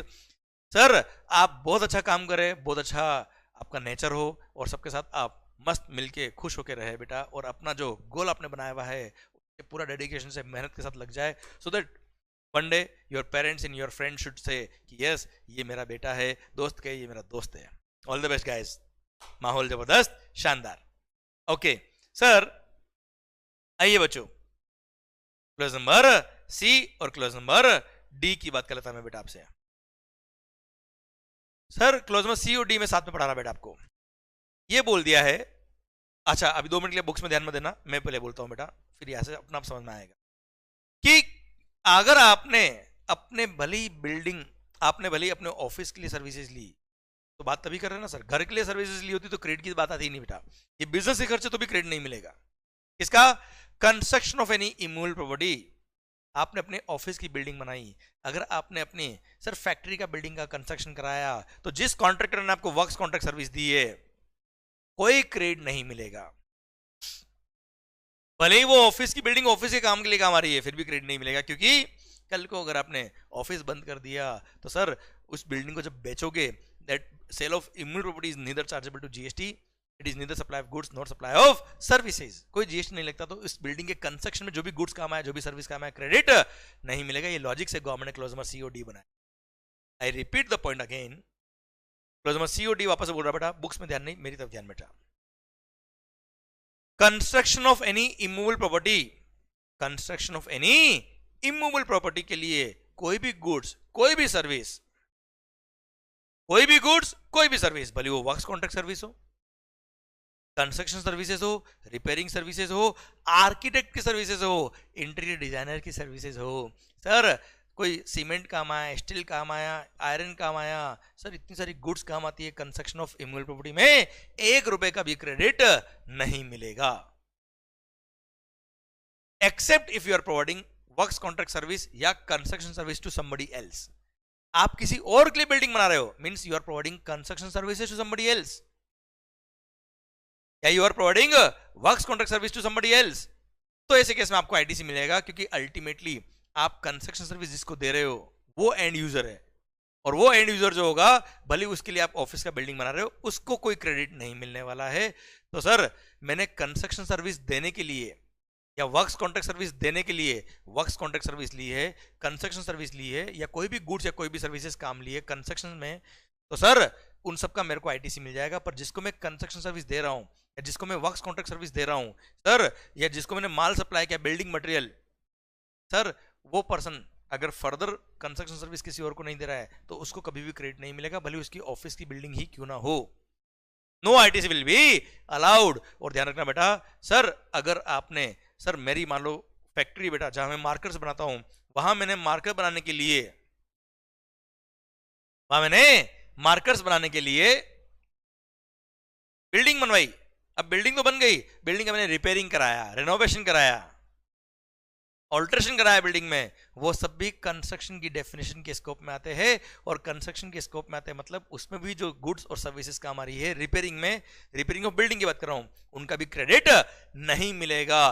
पर वो रिपेयरिंग छोटा मोटा रिपेयरिंग था जिसको मैंने अपने प्रॉफिट एंड लॉस अकाउंट में डेबिट किया है, उसको मैंने बिल्डिंग अकाउंट में कैपिटलाइज नहीं किया है। तो ऐसे केस में repairing, maintenance, sir alteration of the building etcetera, इन पे जो मैंने खर्चा किया है, जो गुड्स और सर्विसेज मैंने परचेज करी है फॉर सच रिपेयरिंग एटसेट्रा, जो मेरे प्रॉफिट एंड लॉस अकाउंट में डेबिट हुई, जो कैपिटलाइज नहीं हुई बुक्स अकाउंट में, उन खर्चों का मेरे को क्रेडिट मिल जाएगा। वरना रिपेयरिंग का भी क्रेडिट नहीं मिलेगा। अगर मैंने बिल्डिंग का रिपेयरिंग करा के रिपेयरिंग का खर्चा जो बड़ा खर्चा था वो कैपिटलाइज किया है बिल्डिंग अकाउंट में, तो credit will not be allowed. Clear? Done. First exception तो ये कि रिपेयरिंग के लिए काम आया और वो P&L अकाउंट में डेबिट किया आपने, रेवेन्यू नेचर का खर्चा था आपका, तो उसमें क्रेडिट काम आ जाएगी, credit will be allowed. Second thing, plant और मशीनरी के इंस्टॉलेशन के लिए, क्या बोला बेटा, प्लांट एंड मशीनरी के इंस्टॉलेशन के लिए, इरेक्शन के लिए अगर मैंने कोई कॉन्ट्रैक्टर की सर्विसेज ली, कोई गुड्स सर्विसेज, कोई गुड्स परचेज किया, सीमेंट परचेज किया, स्टील परचेज किया, यस, सारी credit will be allowed. All the goods और services which are used in installation, erection, commissioning of plant और मशीनरी, तो क्रेडिट विल बी अलाउड। अब plant और मशीनरी के स्कोप में ध्यान रखना बेटा, क्या क्या आता है। प्लांट और machinery means apparatus, equipment, machinery fixed to earth, सब आएंगे बेटा, by foundation and structural support that are used for making the outward supply of goods or service or both, and includes such foundation and structural support। मतलब कोई machine को खड़ा करने के लिए सपोर्ट दिया आपने, फाउंडेशन बनाया आपने, कुछ स्ट्रक्चरल सपोर्ट दिया, उसमें जो वर्क्स कॉन्ट्रैक्टर सर्विस काम आई, credit will be allowed. Cement, steel या कोई भी गुड्स या कोई भी सर्विस काम आई, credit will be allowed. But plant and machinery exclude, very important, land, building and such other civil structures. Factory की बिल्डिंग है वो प्लांट नहीं आता है, उसमें जो मशीन लगी हुई है वो प्लांट के स्कोप में आएगा, समझे। सर टेलीकॉम टावर्स, जानना, टेलीकॉम टावर्स के इंस्टॉलेशन में जो भी गुड्स सर्विस काम आए, कोई क्रेडिट नहीं मिलेगा, क्योंकि बॉम्बे हाईकोर्ट का एक जजमेंट था सर्विस टैक्स के टाइम का बेटा, उसी को कंटिन्यू करते हुए यहां बोल दिया क्या, वो प्लांट और मशीनरी के स्कोप में नहीं आएगा। Same way pipeline laid outside the factory premises, वो भी प्लांट और मशीनरी के स्कोप में नहीं आएगा। इसके भी इंस्टॉलेशन, इरेक्शन के लिए जो भी गुड्स और सर्विस काम आए, कोई credit will not be allowed. समझे मेरी बात? डन। ये प्लांट और मशीनरी की डेफिनेशन से एक्सक्लूड किए हुए हैं बच्चों, है ना भाई। और जो मैंने आपको समझाया वो यहाँ पे सुंदरता से मैंने आपको सर एनालिसिस में दिया हुआ है। I hope you got the entire point. और जो मैंने आपको एग्जांपल दिया वो यहाँ एग्जांपल दे रखे मैंने। तो कुल मिला के construction of any immovable property, क्या बोला बच्चे, construction of any immovable property में जो भी गुड्स और सर्विस काम आया, भले वो वर्क्स कॉन्ट्रैक्ट सर्विस हो, कंस्ट्रक्शन सर्विस हो, रिपेयर मेंटेनेंस हो, या भले आपके लिए सर आर्किटेक्ट सर्विसेज हो, इंटीरियर डेकोरेटर हो, कोई भी सर्विस, कोई भी गुड्स काम आया, सीमेंट, स्टील, आयरन, जो भी गुड्स काम आया, कोई क्रेडिट नहीं मिलता है एक्सेप्ट, दो एक्सेप्शन, तीन एक्सेप्शन, एक्सेप्ट प्लांट और मशीनरी के इंस्टॉलेशन, इरेक्शन के लिए आप खर्चा कर रहे हो, क्रेडिट विल बी अलाउड। पर प्लांट और मशीनरी की डेफिनेशन में लैंड, बिल्डिंग, सिविल स्ट्रक्चर नहीं आता है। प्लांट और मशीनरी की डेफिनेशन में सर टेलीकॉम टावर्स नहीं आते। प्लांट और मशीनरी की डेफिनेशन में pipeline laid outside the factory premise नहीं आता। क्लियर? एक और बात सर, सेकंड एक्सेप्शन, ऑफिस की बिल्डिंग का रिपेयर मेंटेनेंस वगैरह कराया आपने और वो खर्चा आपने प्रॉफिट एंड लॉस अकाउंट में डेबिट किया है, कैपिटलाइज नहीं किया बुक्स ऑफ अकाउंट में, तो उसमें जो सीमेंट वगैरह काम आ रही, जो गुड्स काम आ रही, जो सर्विसेज काम आ रही, credit will be allowed. Third exception, अगर आप किसी और को वर्क्स कॉन्ट्रैक्ट सर्विस दे रहे हो, कंस्ट्रक्शन सर्विस दे रहे हो, उसके लिए कंस्ट्रक्शन सर्विस ली, वर्क्स कॉन्ट्रैक्ट सर्विस ली, या कोई गुड्स काम आया है कंस्ट्रक्शन में, credit will be allowed, otherwise credit will not. Clear? Bharat माता की जय। शायद सुंदरता से पॉइंट समझ में आपको आ गया विद एनालिसिस। आइए एक सर्कुलर और आया जिसने क्या बोला, सर आपने कई बार देखा होगा optical fibre cables, optical fibre cable में बताता हूं आपको बेटा। सर कई बार देखा होगा ना, जमीन में अंडरग्राउंड वायरिंग होती है, बड़े बड़े केबल्स होते हैं, सो दैट इंटरनेट डेटा वगैरह आप ट्रांसफर कर पाओ इधर से उधर। ये रहा, ये रहा sir, ducts and manhole of optical fibre cables. ये देखिए आप, है ना भाई। सर ये फाइबर की कोटिंग देखी होगी बेटा आपने, क्लियर, जिसके थ्रू वायर्स वगैरह, ये देखिए बेटा अंडरग्राउंड होता है ना बच्चा। अब ये जो वायरिंग दे रखी है यहाँ पे, क्लियर, इस वायर किस में होते हैं, एक डक्ट में होते हैं, मैनहोल में होते हैं, सो दैट वायर कट नहीं जाए। डायरेक्ट वायर को आप, ओपन वायर को अगर आप जमीन में गाड़ दोगे और वायर कट गया तो सर कनेक्टिविटी खत्म हो जाएगी ना सर वहां पे, है ना भाई। इसलिए उसको प्लास्टिक इस तरह के मोटे पाइप में, आप देख रहे हो मोटे पाइप, उसके अंदर वायरिंग होती है बेटा सारी। तो बात आते हैं क्या, ये ऑप्टिकल फाइबर नेटवर्क जो होता है बेटा, ऑप्टिकल फाइबर केबल्स, इसके जो मेन होल और डक्ट होते हैं, क्या इसको इम्यूल प्रॉपर्टी कहेंगे? नहीं, ये प्लांट और मशीनरी के पार्ट है बेटा। ये इसके बिना सर ये ऑप्टिकल केबल की जो सर्विस होती है वो नहीं दे पाएंगे बेटा हम लोग। इसलिए मेन होल और ये डक्ट्स वगैरह जो काम आते हैं, डक्ट, सो दैट इसके अंदर वायर डाल के आप आगे ट्रांसपोर्ट कर पाओ वायर को बेटा, है ना भाई, जिससे आप डेटा ट्रांसफर कर पाएंगे, इलेक्ट्रिसिटी ट्रांसफर कर पाएंगे, इन सब का आपको आईटीसी मिलेगा। ये प्लांट और मशीनरी की डेफिनेशन में आएंगे, ये कोई इम्यूल प्रॉपर्टी नहीं है बेटा, है ना। Ducts and manholes are basic components for optical fiber networks, which are used in providing telecom services. In view of explanation, it appears that ducts and manholes are covered in the definition of plant and machinery, as they are used as part of OFC network for making outward supply of transmission of telecom signals from one point to another, and therefore ITC will be allowed. और ये इम्यूल property के scope में नहीं आएगा। Answer clause में COD जो भी हमने पढ़ा रिगार्डिंग इम्यूल प्रॉपर्टी उसमें कवर नहीं होता है। It is a part and parcel of plant and machinery only. ये बेसिक कंपोनेंट है of the optical fibre network, machinery का पार्ट कहलाएगा, credit will be allowed. Okay मालिक, डन। गवर्नमेंट ने खुद नहीं अलाउ किया क्रेडिट बेटा, सरकार। आइए नेक्स्ट क्लॉज नंबर ई की तरफ बात करते हैं बेटा। क्लॉज नंबर ई क्या बोलता है बेटा, देखना ध्यान से। Inward supplies on which tax has been paid under composition scheme. अरे आपने कंपोजिशन सप्लायर से कोई गुड्स या सर्विसेज परचेज करी तो वो वैसे भी टैक्स इनवॉइस इशू नहीं कर सकता है, वो बिल पे टैक्स चार्ज ही नहीं कर सकता है। तो जो उससे गुड्स या सर्विस परचेज किया है उस पर तो वैसे भी कंपोजिशन स्कीम वाला टैक्स 1% या जो टैक्स होता है वो पे किया हुआ है, कोई क्रेडिट रेसिपिएंट को नहीं मिलेगा। मैं तो कह रहा हूँ ये बिल, ये पॉइंट अगर यहाँ नहीं भी लिखा होता तो भी क्रेडिट नहीं मिलता, क्योंकि anyways composition scheme supplier tax invoice issue कर ही नहीं सकता है, वो बिल पे टैक्स चार्ज कर ही नहीं सकता, तो रेसिपिएंट को क्रेडिट की बात आती ही नहीं बेटा। फिर भी सेफ्टी के लिए गवर्नमेंट ने यहाँ पे एक पॉइंट लिखा हुआ है। Then inward supplied received by non resident taxable person NRTP except goods imported by him. Sir NRTP non resident taxable person, जैसे आउट ऑफ इंडिया से, नेपाल से, आपने कई बार देखा होगा तिब्बतन मार्केट वगैरह लगता है कई सारी सिटीज में, जिसमें विंटर्स में ये लोग कैंप लगा के, स्टॉल्स लगा के वहां से विंटर के कपड़े बेचते, वुलन कपड़े बेचते बेटा, है ना, jacket, sweaters, muffler etcetera. So my point is that in लोग, जो लोग बाहर से टेम्पररी आते इंडिया के अंदर टू सप्लाई द गुड्स और सर्विस और बोथ, इनको बोलते हैं नॉन रेसिडेंट टैक्सेबल पर्सन। इनको बोल दिया क्या, हिंदुस्तान से अगर आपने कुछ भी गुड्स या सर्विस परचेज किया, 1 रुपए का भी क्रेडिट आपको नहीं मिलेगा, क्योंकि आप बाहर से आके इंडिया में माल सप्लाई कर रहे हो और यहाँ पे टेम्पररी दुकान लेके आप माल बेच रहे हो, तो आपको हम क्रेडिट अलाउ नहीं करेंगे। हमारे इंडियन लोगों को सर कंपटीशन मिलता है बहुत भारी वाला, तगड़ा वाला आपसे, उनको हम बिजनेस का लॉस नहीं कराएंगे, आपको क्रेडिट अलाउ नहीं करेंगे, भले आपकी कॉस्टिंग बढ़ जाए, हमें कोई तकलीफ नहीं है। हाँ, जो गुड्स आप आउट ऑफ इंडिया से इंडिया में लेके आए थे, जो इंपोर्ट ऑफ गुड्स किया था, उस इंपोर्ट ऑफ गुड्स पे जो आपने आईजीएसटी पे किया होगा along with the custom duty, वो आईजीएसटी का हम क्रेडिट आपको अलाउ कर देंगे जो आपने इंपोर्ट ऑफ गुड्स पे पे किया हुआ है। अदरवाइज डोमेस्टिक मार्केट से जो भी गुड्स और सर्विस परचेज किया, कोई क्रेडिट नहीं मिलेगा। जैसे आपने सर कोई ग्राउंड रेंट पे लिया है जहां पे आपने अपनी स्टॉल लगाई है, वो स्टॉल की रेंटिंग का जो चार्ज पे किया, उस पर जो जीएसटी पे किया, कोई क्रेडिट नहीं मिलेगा।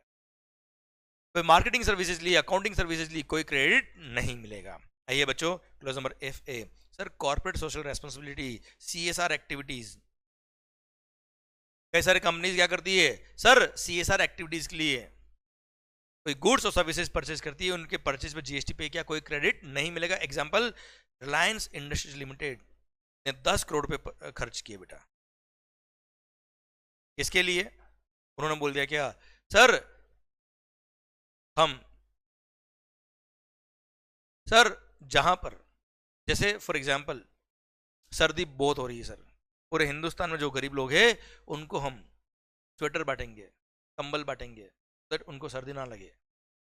आए ना मालिक, सर अब स्वेटर जो परचेज किए उन्होंने, कंबल जो परचेज करी, उनके परचेज पे जीएसटी पे किया, क्लियर, बिजनेस के नाम पे परचेज किया, और ये कॉर्पोरेट सोशल रेस्पॉन्सिबिलिटी का सीएसआर एक्टिविटी का खर्चा उनका, क्लियर। पर सर सिंस इनके बिजनेस से डायरेक्टली रिलेटेड नहीं है, इसलिए गवर्नमेंट ने साफ साफ क्लोज नंबर एफ ए में किया क्या कि सीएसआर एक्टिविटीज का जो खर्चा है उसके लिए जो आपने गुड्स और सर्विस परचेज किया सर, उनके परचेज पे जो जीएसटी पे किया उसका कोई क्रेडिट नहीं मिलेगा।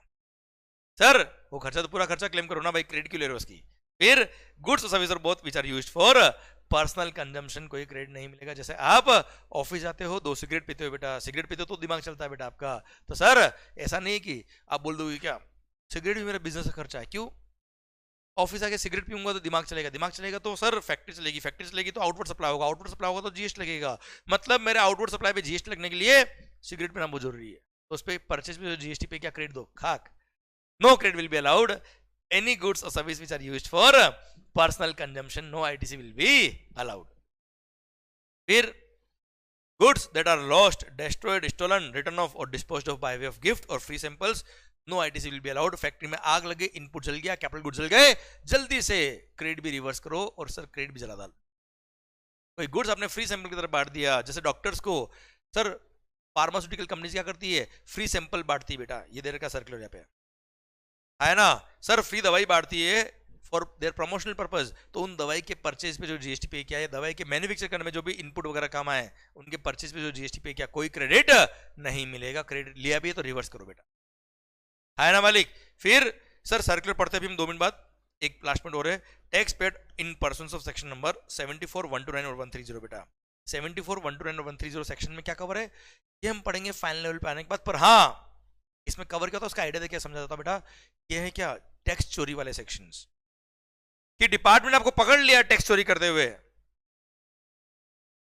है ना सर। सपोज मैं सप्लायर हूं, आप रेसिपेंट हो, मान लो आप टैक्स चोर और मैं उससे भी बड़ा टैक्स चोर, आप मेरे यहाँ पे आए, आपने मेरे से कोई माल खरीदा, आपने बोला टैक्स चोरी कर लेते हैं, मैंने कहा वाह अपने जैसा आदमी मिल गया ना यार, हमने टैक्स चोरी कर लिया, पर मैंने बात पहले से करी थी, कल को अगर पुलिस ने मेरे को पकड़ लिया, डिपार्टमेंट ने मेरे को पकड़ लिया, तो दंड तो मैं खा लूंगा, पर जो टैक्स मेरे को पे करना पड़ेगा उस 74, 129 या 130 सेक्शन की वजह से, वो टैक्स में तेरे से डेबिट नोट रेज करके बाद में लूंगा, वो तेरे को देना पड़ेगा। बोला डन, हमने टैक्स चोरी कर ली, डिपार्टमेंट मेरे को पकड़ लिया, 3 दिन जेल में रखा, जो मारा है सर मेरे को क्या बताऊं मैं आपको, वो छोड़ो सर, मैं जैसे जेल से बाहर आया सर दर्द बहुत हो रहा था, पर सर मैंने आपको डेबिट नोट रेज करके वो टैक्स का अमाउंट रिकवर किया, वो डेबिट नोट के बेस पे आपको क्रेडिट नहीं मिलेगा, क्योंकि that was a tax which was paid in persons of section number 74, 129 या 130, है ना। ये रास्ते में हमारी गाड़ी पकड़ ली, तो टैक्स चोरी पाया गया, मैंने डेबिट नोट रेज किया कस्टमर को, उस टैक्स का क्रेडिट अब आपको नहीं मिलेगा, क्योंकि वो डेबिट नोट टैक्स चोरी पकड़ने के बाद आपने पे किया हुआ, इसलिए ओके। चलिए सरकार, ये था आपका क्या सेक्शन नंबर 17 सबसेक्शन 5, ये पूरा ब्लॉक क्रेडिट खत्म होता है। अब आइए एक सर्कुलर का सुंदरता से वो तुम्हें समझा देता हूं बेटा। First, free samples and gift, अगर आपने किसी को फ्री सैंपल दिया है, गिफ्ट दिया है, क्लियर, जो सप्लाई के स्कोप में नहीं आता। अच्छा हाँ, शेड्यूल 1 पैरा 1 याद है बेटा, अगर आपने विदाउट कंसिडरेशन किसी को गुड सप्लाई किया तो वो भी सप्लाई के स्कोप में आता है, अगर वो शेड्यूल 1 में कवर होता है तो विदाउट कंसिडरेशन है, शेड्यूल 1 में कवर है तो भी सप्लाई के स्कोप में आ गया, सप्लाई में आया मतलब जीएसटी लगेगा, जीएसटी लगेगा तो क्रेडिट भी मिल जाएगा। पर शेड्यूल 1 में कवर नहीं होता है, फ्री सैंपल बांटे आपने लोगों को प्रमोशन के लिए, मार्केटिंग के लिए। जैसे फार्मास्यूटिकल कंपनीज क्या करती है सर, डॉक्टर्स को फ्री सैंपल्स प्रोवाइड करते हैं, गिफ्ट प्रोवाइड करते हैं, सो दैट उनका प्रोडक्ट प्रमोट हो पाए, मार्केटिंग हो पाए, तो सर ऐसे केस में जो उन्होंने फ्री सैंपल डिस्ट्रीब्यूट किए हैं विदाउट एनी कंसिडरेशन, उनके परचेज पे जो जीएसटी पे किया या उनमें जो इनपुट काम आया उसका कोई क्रेडिट नहीं मिलेगा। ठीक है मालिक। सर बी पॉइंट आता है क्या, bye one get one free offer. पहली बात तो इसमें कुछ फ्री है ही नहीं, बाय वन करोगे तो दूसरा फ्री मिलेगा। इट मींस दो प्रोडक्ट आप बेच रहे हो एट अ सिंगल प्राइस, है ना। क्या आप दुकान वाले को बोल सकते हो क्या, अंकल वो बाय वन वाला नहीं चाहिए, गेट वन फ्री वाला दे दो ना मेरे को आप, खाक। इसलिए buy one get one free, buy two get three free, ये सब प्रमोशनल स्कीम से, इसमें कुछ फ्री नहीं है। टूथपेस्ट टूथब्रश फ्री, कुछ फ्री नहीं है। क्लियर। इसलिए ये फ्री सैंपल के स्कोप में नहीं आएंगे। ये नॉर्मल सप्लाई है, इनके सेल पे जीएसटी लग रहा है बेटा, जो सिंगल प्राइस आपने चार्ज किया उस पर जीएसटी लग रहा है, तो आपको क्रेडिट भी मिलेगा। एक शर्ट के साथ दूसरा शर्ट फ्री, दोनों शर्ट एक तरह से मानेंगे दो शर्ट आपने बेचे एट अ सिंगल प्राइस, दोनों शर्ट जब परचेज किए होंगे उस पर जो जीएसटी पे किया उन सबका आपको आईटीसी मिलेगा, कोई आईटीसी रिवर्स करने की जरूरत नहीं है। Clear, done. आइए सरकार, ये था आपका सेक्शन नंबर 17, सब सेक्शन 5 पूरा ब्लॉक रेट खत्म होता है अब, along with all the relevant circulars. फिर एक सेक्शन नंबर 17 अपॉर्चमेंट ऑफ आईटीसी का एक छोटा सा पोर्शन आपके सिलेबस में दे रखा है पूरा। Sir apportionment of ITC rule number 42 43 आपके सिलेबस में नहीं आता, हम फाइनल लेवल पे आएंगे तो बात करेंगे, पर मैं तुम्हें इसका आइडिया जरूर देता बेटा। क्या होता है ये कि अगर आपने कोई इनपुट परचेज किया 1 CR में, जिसपे आपने 20 लाख रुपए जीएसटी पे किया, वो 20 लाख का आपको आईटीसी मिलेगा नहीं मिलेगा, इसका क्वेश्चन है। अब ये इनपुट अगर एक्सक्लूसिवली एग्जाम सप्लाई में काम आए, क्रेडिट नहीं मिलेगा। ये इनपुट एक्सक्लूसिवली टैक्सेबल सप्लाई में काम आए, क्रेडिट विल बी अलाउड। और सर ये इनपुट चलो नॉन बिजनेस पर्पज में काम आए, credit will not be allowed. ये इनपुट अगर बिजनेस पर्पज में काम आए, क्रेडिट विल बी अलाउड। अब सर आपके बिजनेस पर्पज में काम तो आए, पर आप टैक्सेबल सप्लाई भी करते हो और एग्जाम सप्लाई भी करते हो, तो जितना टैक्सेबल पोर्शन में काम आया उतना क्रेडिट मिल जाएगा। जितना इनपुट या इनपुट सर्विस या कैपिटल गुड्स, इनपुट हो, इनपुट सर्विस हो या कैपिटल गुड्स हो, जितना एग्जाम में काम आया उतना क्रेडिट नहीं मिलेगा। अब सर आपके एग्जाम और टैक्सेबल दोनों में काम आ रहा है, तो सर जितना प्रोपोर्शनेट टैक्सेबल में काम आया उतना क्रेडिट मिल जाएगा, जितना एग्जाम में काम आया उतना प्रोपोर्शनेट क्रेडिट नहीं मिलेगा। सपोज सर 30% इनपुट या इनपुट सर्विस काम आया किसमें, एग्जाम सप्लाईज में, तो 20 लाख रुपए जो परचेज में जीएसटी पे किया उसमें से 30% मतलब 6 लाख रुपए क्रेडिट नहीं मिलेगा सर, बाकी 14 लाख आपको क्रेडिट मिल जाएगा। क्लियर। अब ये 30% कैसे कैलकुलेट करते हैं, कैसे इसको डिटरमाइन करते हैं कि टैक्स में कितना काम आया, एग्जाम कितना काम आया, उसकी कैलकुलेशन रूल नंबर 42 और रूल नंबर 43 में दे रखी, जो आपके सिलेबस में अभी नहीं आता। ओके, अभी नॉलेज के लिए इतना ही पढ़ो, जितना टैक्स में काम आया उतना क्रेडिट मिलेगा, जितना एग्जाम में काम आया उसका क्रेडिट नहीं मिलेगा। कॉमन काम आया तो प्रोपोर्शन निकालेंगे, जितना प्रोपोर्शन टैक्स में काम आया उतना क्रेडिट मिलेगा, बाकी क्रेडिट नहीं मिलता है। एक और बात, zero rated supplies. Zero rated supplies क्या होती है बेटा, या तो आपने एक्सपोर्ट किया गुड्स या सर्विस, या आपने एसईजेड की यूनिट या डेवलपर को कोई गुड्स या सर्विस सप्लाई किया है, तो हमेशा आपको आईटीसी मिलेगा। जीरो रेटेड सप्लाईज को हमेशा टैक्सेबल सप्लाई मानते हैं। क्लियर।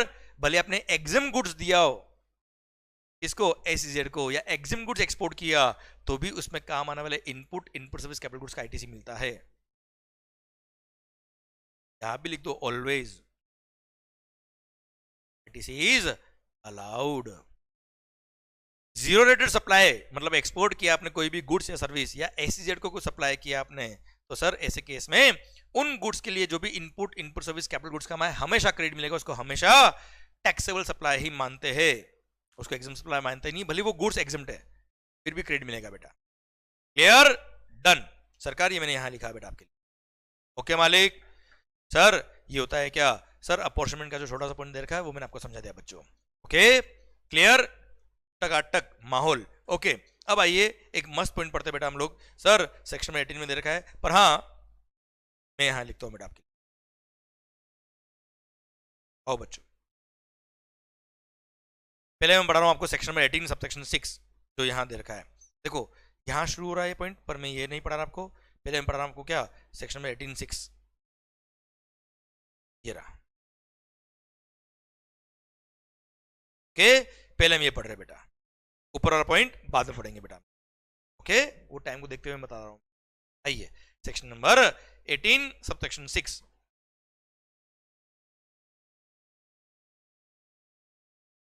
अगर आपने कोई कैपिटल गुड्स या प्लांट और मशीनरी परचेज किया, परचेज करने पे जीएसटी पे किया और वो जीएसटी का आपने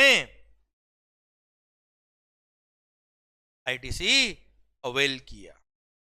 आई रिपीट, आपने कोई कैपिटल गुड्स या प्लांट और मशीनरी परचेज किया, परचेज पे जीएसटी पे की, जीएसटी पे करके उसका आपने आईटीसी अवेल किया। क्लियर? अब आईटीसी लेने के बाद आपने मशीन को यूज किया। Clear sir? और कुछ टाइम बाद आपने वो कैपिटल गुड्स या प्लांट और मशीनरी आपने क्या कर दिया? बेच दिया, सेल कर दिया। तो ऐसे केस में सर पॉइंट आता है क्या, जो कैपिटल गुड्स परचेज किया उसके परचेज पे जीएसटी का आपने क्रेडिट लिया सर, फिर कुछ टाइम बाद आपने मशीन को थोड़ा यूज किया और बेच दिया, तो क्या पूरा क्रेडिट मिलना चाहिए? Answer is no. क्या बिल्कुल भी नहीं मिलना चाहिए? Again answer is no. थोड़ा क्रेडिट मिलना चाहिए, थोड़ा नहीं मिलना चाहिए। वो थोड़ा कितना होगा? उसके सेक्शन में 18 सब सेक्शन 6 बोलता है क्या, 5% पर क्वार्टर या पार्ट ऑफ द क्वार्टर। क्या बोला बच्चे? 5% पर क्वार्टर या पार्ट ऑफ द क्वार्टर आपको आईटीसी मिलेगा। उससे एक्सेस जो आपने आईटीसी लिया है वो, या उस मशीन के बेचने पे जो जीएसटी बनता है वो, विचएवर इज हायर, इतना आपको जीएसटी पे करना पड़ेगा। सर एक एग्जांपल लिखता हूं मैं बेटा, तो आपको मजा आएगा। मालिक एक क्वेश्चन बनाना था आपके लिए, मैंने क्वेश्चन में आपको क्वेश्चन बुक में आपको क्वेश्चन दे रखे, इसके आराम से समझ में आएगा। Suppose capital goods was purchased on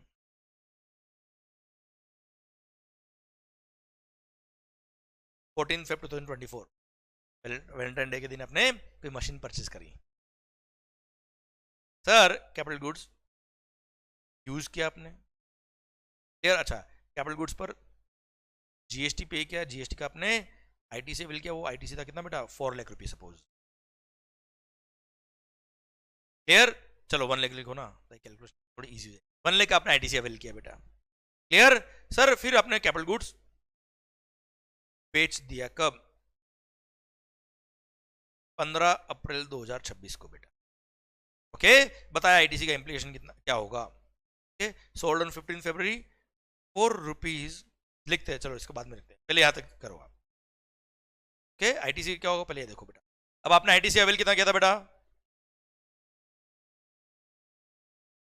1 lakh. Okay, अब इसका 5% पर क्वार्टर या part of the quarter calculate करिए। अब क्वार्टर कैलकुलेशन में भी बच्चों से गलती होती है, पूरा ध्यान देना बेटा। ये फास्ट ट्रैक बेच के अंदर वो सब बातों को मैं ध्यान रखूंगा जहां बच्चों से गलती होती है, सो दैट आपसे गलती ना हो बाद में।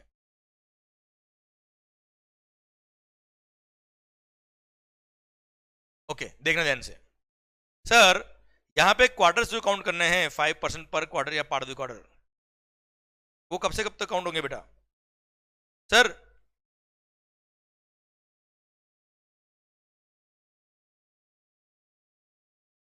14 फेब 2024 से लेकर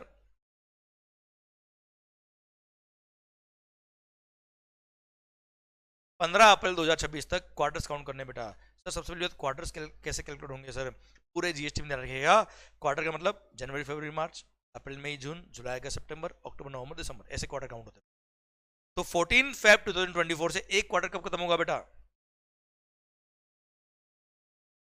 31 मार्च 24 को एक क्वार्टर खत्म होगा। Clear?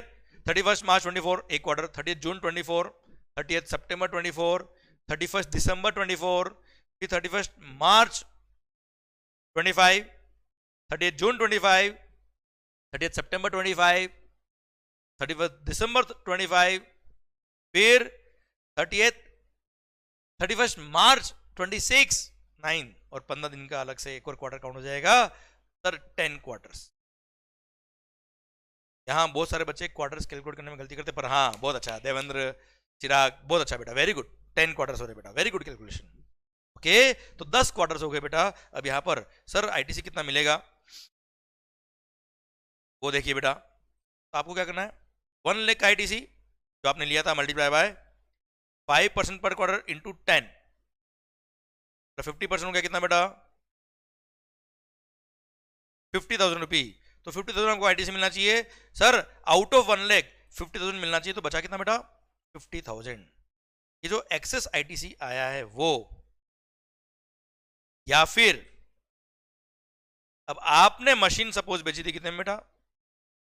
Capital goods was sold on 15th April for rupees 6 lakhs, 6 lakh में मशीन बेची and rate of tax on machine was suppose 10%.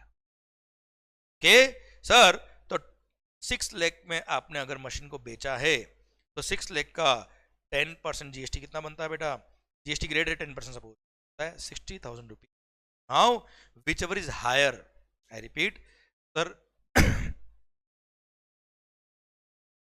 इन दोनों में से whichever is higher. Sir कौन सा हायर अमाउंट बताओ मुझे आप? 60,000 रुपीज. तो इतना आपको जीएसटी पे करना है on the sale of machinery. Suppose यही आपने मशीनरी बेचा होता कितने में बेटा? 4 लाख में. तो सर यही अगर मैं क्वेश्चन आपको कंटिन्यू करता तो सर ऐसे केस में 50,000 और 4 लाख इंटू 10% कितना हो गया बेटा? 40,000 rupees. Now you tell me whichever is higher. अगर आपने मशीन 4 लाख में बेचा होता तो ऐसे केस में whichever is higher is 50,000. 50,000 हमको जीएसटी पे करना होता है इस मशीन को बेचने में. क्लियर? डन. तो सरकार ये आपको पॉइंट समझ में आ गया शायद बहुत अच्छे से. इन हाँ ध्यान रखिएगा बेटा, आपने मशीन को यूज करके बेचा या विदाउट यूज बेचा, उसे कोई फर्क नहीं पड़ता. आंसर विल रिमेन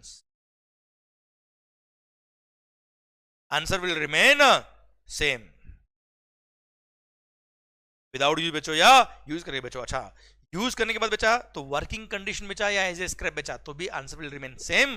कोई फर्क नहीं पड़ता. भली मशीन को आपने एज ए स्क्रैप बेचा, वर्किंग कंडीशन बेचा, वो मशीन अनयूज्ड हो, यूज्ड हो, और यूज में भी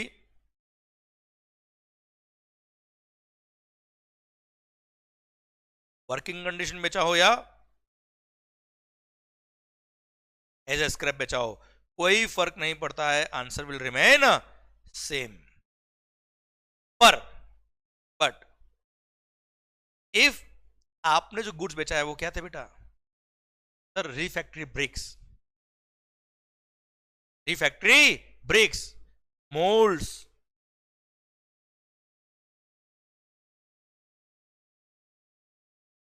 डाइज, जिग्स, फिक्सचर्स एटसेट्रा. अगर आपने refractory bricks, moulds, dies, jigs, fixtures अगर आपने एज ए स्क्रैप बेचा था तो since moulds, dies, jigs, fixtures की यूजफुल लाइफ बहुत कम होती बेटा.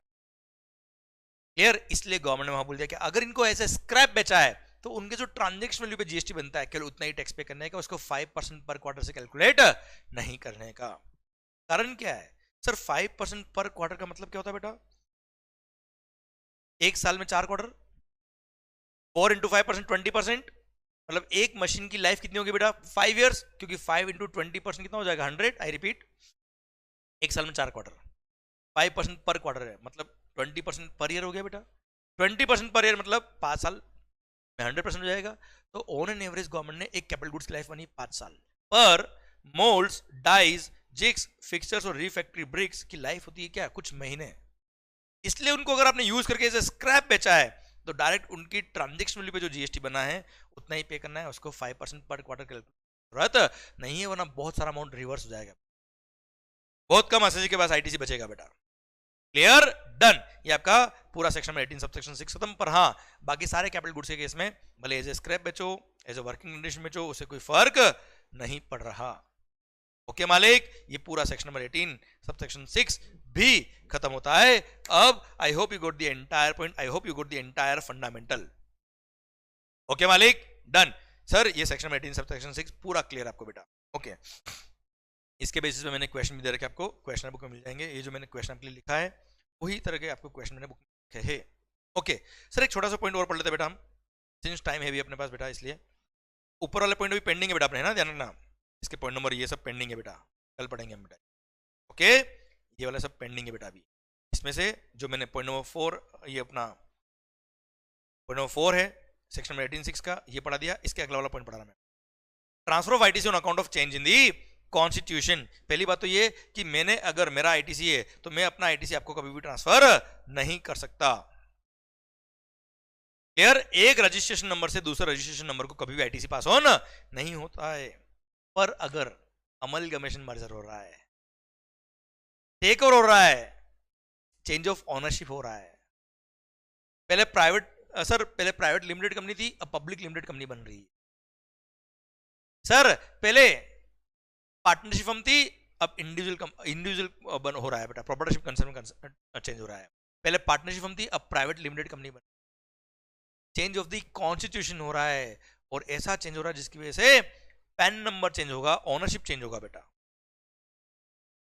देखो एक पार्टनर हटा, दूसरा पार्टनर नया है, तो उसकी वजह से पार्टनरशिप फर्म का पैन नंबर चेंज नहीं होता है बेटा।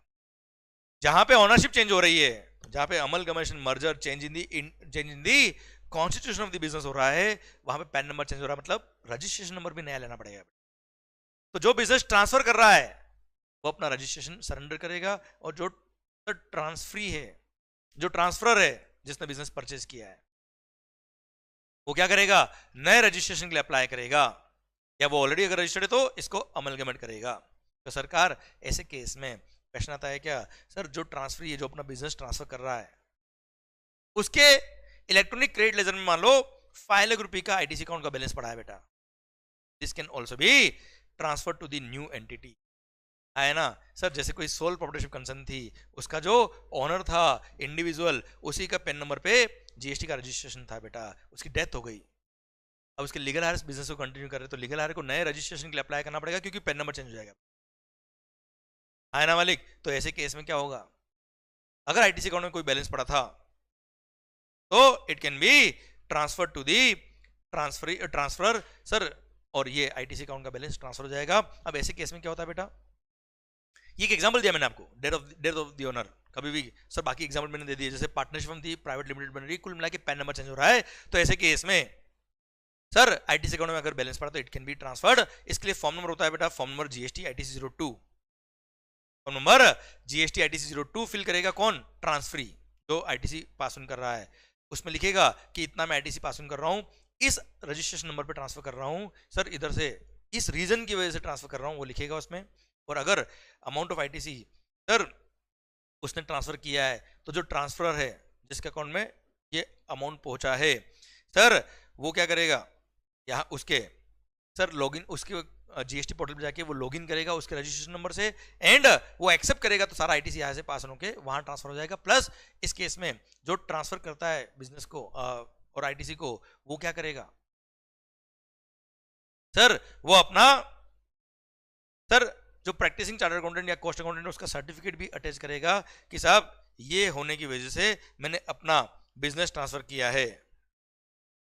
अच्छा, जो ट्रांसफर करता है उसको बोलते हैं, मैं भी क्या कंफ्यूज, जो ट्रांसफर करता है उसको बोलते हैं ट्रांसफर, जिसको ट्रांसफर किया उसको बोलते हैं ट्रांसफरी। ओके ठीक है एनीवे, तो कुल मिला के जो बिजनेस ट्रांसफर कर रहा है ट्रांसफरर, वो क्या करेगा सर, अपने पोर्टल पे लॉगिन करेगा, form number GST ITC 02 fill करेगा, और फॉर्म नंबर जीएसटी आईटीसी 2 के साथ में सीए का सर्टिफिकेट या कॉस्ट अकाउंटेंट का सर्टिफिकेट अटैच करेगा, और उसमें लिखेगा कि यहाँ पे आईटीसी पास ऑन हुआ है, साथ में सारी लायबिलिटीज भी पास ऑन हुई, केवल आईटीसी पास ऑन नहीं हुआ है, all liabilities are also transferred, केवल आईटीसी पास ऑन नहीं हो रहा है, पूरा बिजनेस ट्रांसफर हुआ सर, क्लियर, वो सर्टिफाई करेगा। और सर जो ट्रांसफरी है जिसको बिजनेस ट्रांसफर किया है, वो अपना लॉगिन आईडी पासवर्ड यूज करके जीएसटी पोर्टल पे लॉगिन करेगा, एंड वो उन ट्रांजैक्शन को एक्सेप्ट करेगा, तो वो आईटीसी इधर से पास होके उधर पहुंच जाएगी बेटा, क्लियर, समझे मेरी बात। And this can be done by using form number GST ITC 02 and CA certificate, CA और कॉस्ट अकाउंटेंट सर्टिफिकेट बेटा, क्लियर, डन। अच्छा, अब क्या होता है बेटा, कभी कभी सर डीमर्जर भी होता है, मर्जर भी होता है, तो सर ब्रेकअप भी तो होता है बेटा। तो अगर मान लो एबी लिमिटेड था,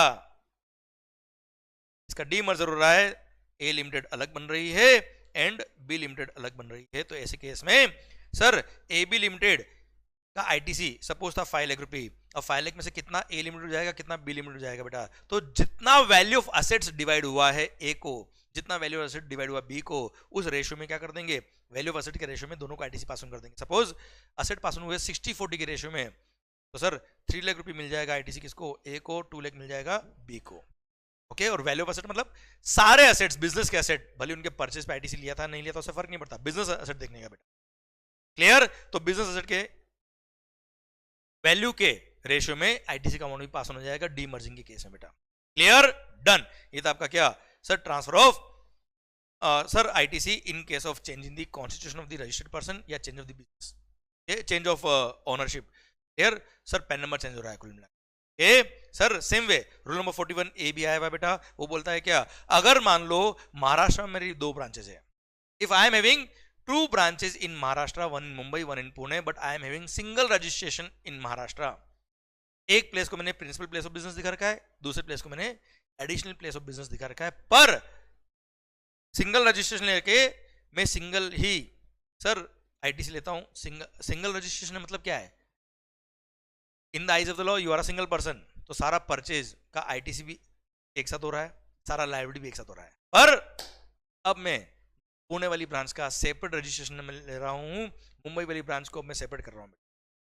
तो ऐसे केस में अब तक सिंस सिंगल रजिस्ट्रेशन था तो सारा लायबिलिटी भी एक जगह था, सारा आईटीसी भी एक जगह था, है ना मालिक? सर इसीलिए सर सारा रजिस्ट्रेशन एक नंबर पे था, सारा आईटीसी भी एक ही नंबर पे आ रहा था। अब मैं अपनी दूसरी यूनिट का रजिस्ट्रेशन दूसरा ले रहा हूं बेटा। पहले मुंबई पुणे दोनों का रजिस्ट्रेशन नंबर एक ही था। Clear? Mumbai branch was the principal place of business, Mumbai branch was the principal place of business, जो मेरा हेड ऑफिस था, और पुणे ब्रांच मेरा एडिशनल प्लेस ऑफ बिजनेस था। अब मैं पुणे ब्रांच के लिए भी रजिस्ट्रेशन नंबर अलग ले रहा हूं। तो अब तक जितना भी परचेज किया हुआ है, उनका जो परचेज पे आईटीसी था वो तो सब मैंने मुंबई ब्रांच पे ले रखा है बेटा, क्योंकि पुणे और मुंबई ब्रांच का रजिस्ट्रेशन नंबर एक ही था बेटा, सारी लायबिलिटी एक जगह थी, सारी आईटीसी भी एक जगह थी बेटा। अब अगर पुणे ब्रांच का रजिस्ट्रेशन नंबर मैं अलग ले रहा हूं तो सर अब तक का जो परचेज किया हुआ आईटीसी वो तो सब मुंबई पड़ा ना बेटा।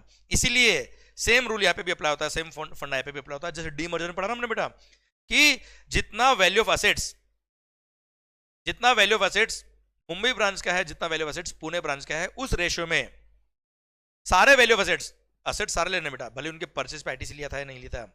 सर वो वैल्यू ऑफ एसेट्स के रेशियो में मैं क्या करूंगा, टोटल आईटीसी को डिवाइड कर दूंगा सर, और जितना आईटीसी पुणे ब्रांच का बनता है उतना आईटीसी में पास ऑन कर दूंगा पुणे ब्रांच को by using form note GST ITC 02A।